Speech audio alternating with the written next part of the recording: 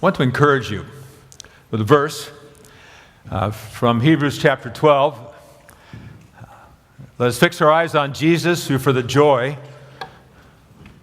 set before him endured the cross, despising his shame, and now is seated at the right hand of God the Father Almighty.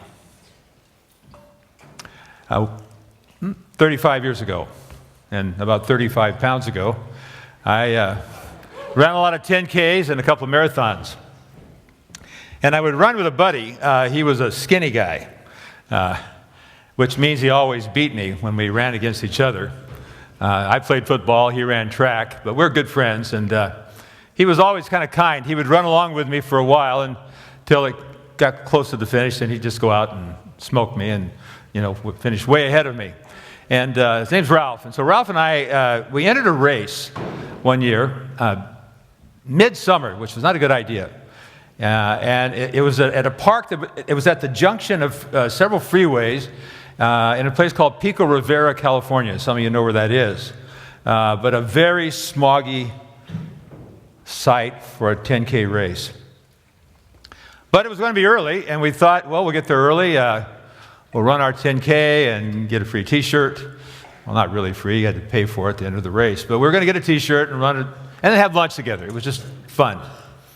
Well, we got there. I don't know when it was going to start, but it was going to be early enough that you could hope at least the smog would not brew up in a big way, and we could run without damaging our lungs. And all I know is that the race started about an hour late. And by the time we started the race, it was hot and it was smoggy. But we're going to run. And again, I had trained for this one. I'd worked on it, and I was going to do a personal best. And so they fired the gun. We took off, and Ralph and I were running, and I was running hard. And I got my first split. Now, some of you haven't run in races before. The 10K is about 6.2 miles or 6.1. I can't remember which.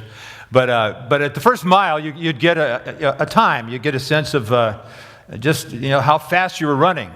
And I was ready to run my personal best. And when I got my first split, I was running slower than I had ever run before.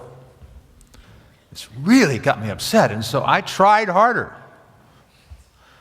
And I got my second split, second mile, and I was running slower than I'd ever run before. And it was the most disheartening run I've ever been in. And I was running harder than I'd ever run before, and I was running slower than I'd ever run before. And Ralph, he's kind of wondering the same thing. Why is this so hard? And why is it taking us so long? And we got within a mile and a half or so from the finish line, and Ralph took off and finished ahead of me.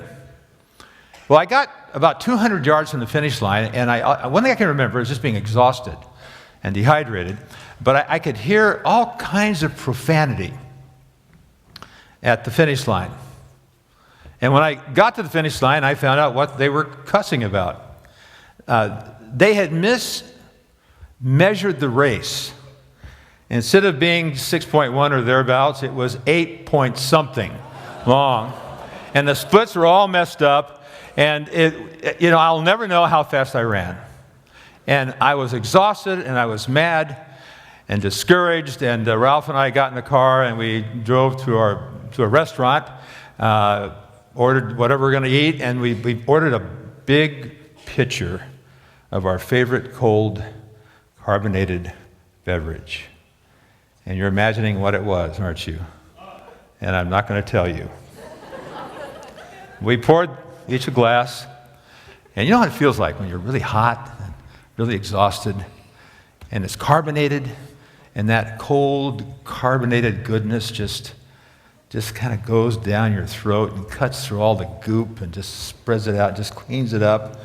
And we had about 3 long swallows of this cold carbonated beverage, and Ralph looked at me. He said, "Ben, was it worth it?" And I said, "Yeah, it was worth it. It was worth all that we put up with to get to that moment together, look at each other. By now we're laughing at what a fiasco the race was, and have a cold, refreshing drink of goodness." So, If you could have interviewed Jesus on his way to Golgotha, and if he would have granted that and been able to even speak, and said, now why are you doing this? Why are you putting up with this? Well, according to the writer of the book of Hebrews, he would say, well, you know, this really hurts. This is really hard. But I'm doing it for joy. Let us fix our eyes on Jesus, who for the joy set before him endured the cross, despising its shame, and is now seated at the right hand of the Father. He did it for joy. It was worth it.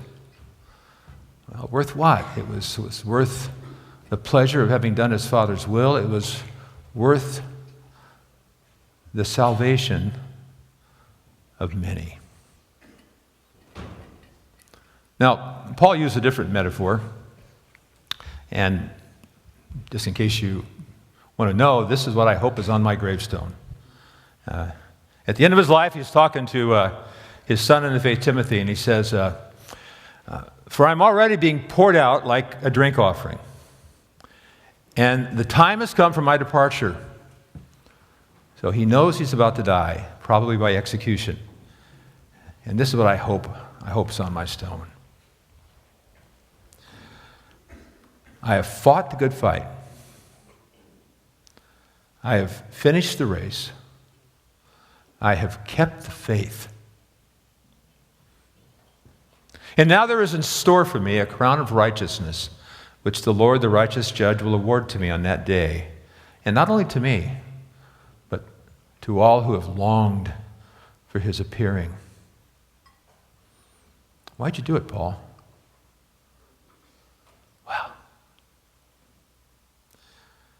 the greatest thing you'll ever hear said to you, he would say, is the Lord, the righteous judge, who for the joy set before him endured the cross, and would look at you and say, well done.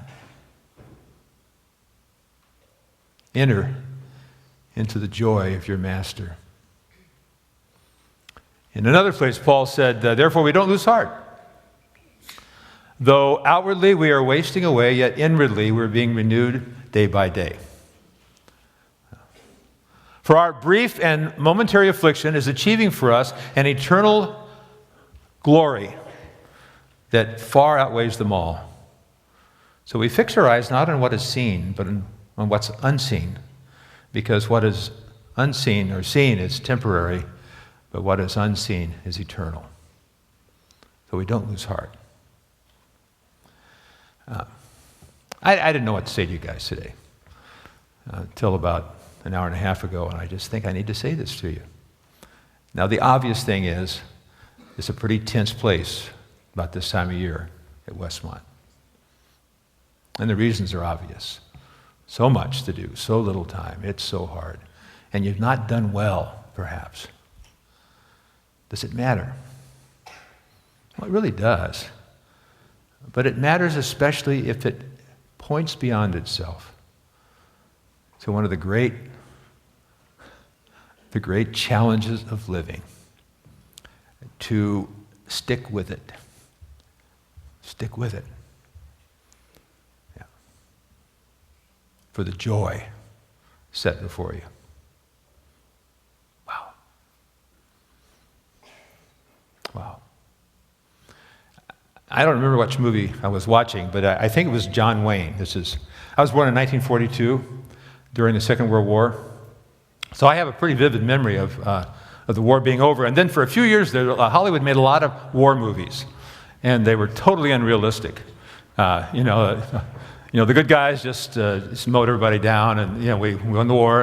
And I remember thinking as a kid, 4 or 5 years old, God, wars are cool. I'd like to be in one. I got my wish, because we're all in a war, spiritually. But there was one movie, and I think it was John Wayne. He was a sergeant. He was trying to train raw recruits. His name was Stryker. Good name for a drill instructor. And he had a kid. He was a real gifted kid, but he was not paying attention, and he was a slacker. And, the Sergeant Stryker's is trying to get him ready for the real test. I mean, he might land on a beach somewhere in the Pacific,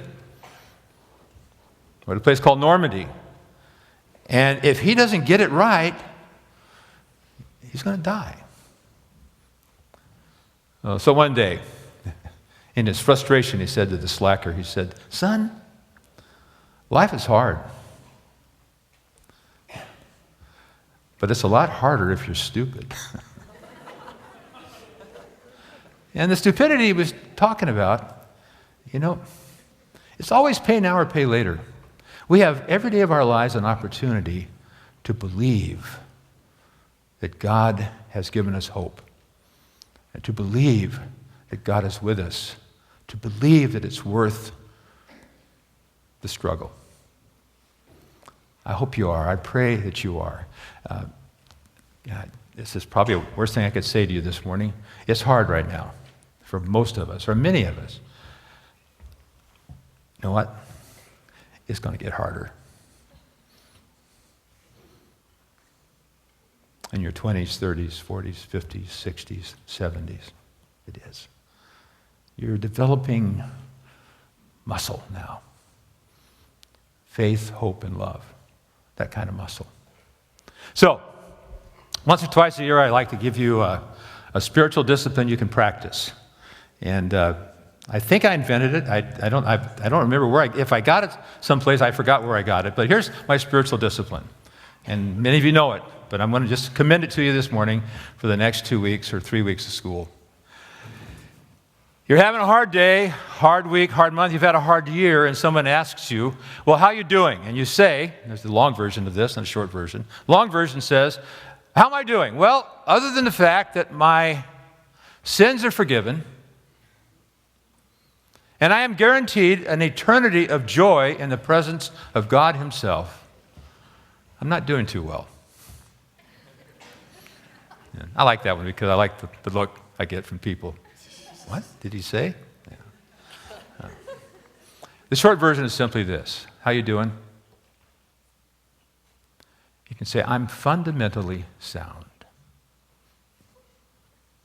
Everything that matters is guaranteed because of the cross and the resurrection and the ascension and the promised return of Jesus Christ. It's all in the bag. All the rest, really, are details." Now you got some pretty mean details to look at right now. They matter, but not ultimately. You are free, therefore. You are free, therefore, to laugh and to work and to do the hard thing. Again, life is hard. It's just harder if you're stupid. Yeah. But stay with it. At your side is the one who said, "For the joy set before me, you were his joy." Endured the cross.